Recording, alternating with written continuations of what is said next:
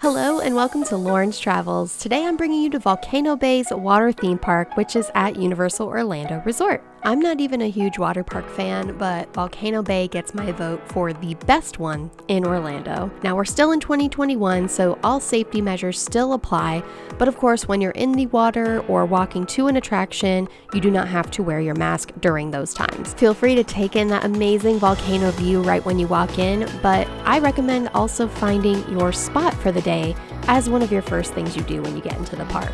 There are several areas around the park with tons of seating, and of course they're all spaced out 6 feet from each other, so you have your own space. Don't settle for just in front of the volcano if you don't want to. That's where everyone goes to sit, so you'll actually find less people around the other seating areas around the park.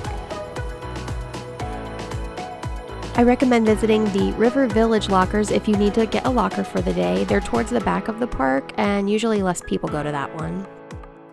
And if you are a smoker, there are some smoking sections around the park as well. When you get into Volcano Bay, they give you a wristband called the Tapu Tapu, which you can use to make special effects happen around the park. And you can even use the photo stations around the park as well if you don't have your phone or camera on you. You'll also use your Tapu Tapu to reserve your times in lines for the attractions and go in the lazy river while you're waiting to go on the attraction itself. They do have misters for the sidewalks so your feet aren't too hot while walking around, which I thought was a nice touch. The volcano is the main icon of the park, so you can really get a great view of it from any angle. And if you prefer your own private space, look into getting a cabana for the day. You can fit up to 6 people in them, and you get early park admission when you have one. But it wouldn't be a visit to Volcano Bay without visiting the Dancing Dragons, my favorite and best bar at Volcano Bay. It's towards the front entrance. Right now they are doing paper menus, and I started my day off with a classic Blue Hawaiian. You can do mobile ordering right now on your app, so I highly recommend setting that up before your visit to Volcano Bay or the parks. We decided to go to Feasting Frogs for lunch, which, yes, it's shaped just like a frog, and we got the carne asada tacos. The tacos also come with some plantain chips and salsa, so you can enjoy that as a side. Lunch came out to around $12. Our second visit over to Dancing Dragons did have a little bit of a line, but it was totally worth it because I ordered the Y watermelon.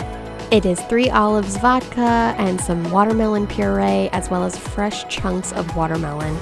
Amazing drink, definitely my favorite for the day. I made sure to really give her the glamour shot she deserved. Felicia ordered the Ko'akiri plunge, which had Corazon Blanco tequila, tamarind juice, and lime juice. As for photo spots, you have many options around Volcano Bay, like these frogs on this bridge. I also recommend just walking around the park and going under some of the attractions.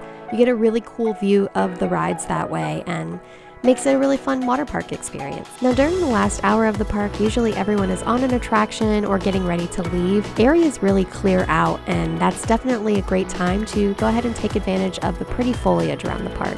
Just like the theme parks, Volcano Bay is also doing limited attendance, so you just want to make sure you get there early. That way you're in for the day and don't have to worry about not being able to get in. Now check out this photo spot that we found. I'm pretty sure it's my favorite for the day. You can see this really cool temple inside of the volcano, and then you also have this beautiful frond, which made for a perfect backdrop for some of our photos. And don't forget to stop by the Waturi Marketplace. It's beautiful in and of itself because they have this tree right in the middle of it. Of course, you can't go wrong with taking a picture right in front of the volcano spot itself.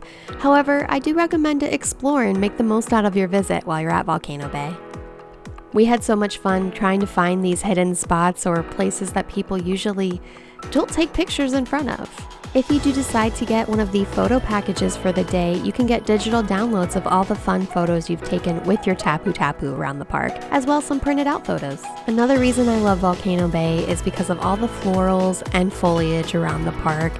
All of the plants and shrubs and trees and flowers all just really put you in that island atmosphere and transport you to a different area where you don't even feel like you're in Orlando anymore.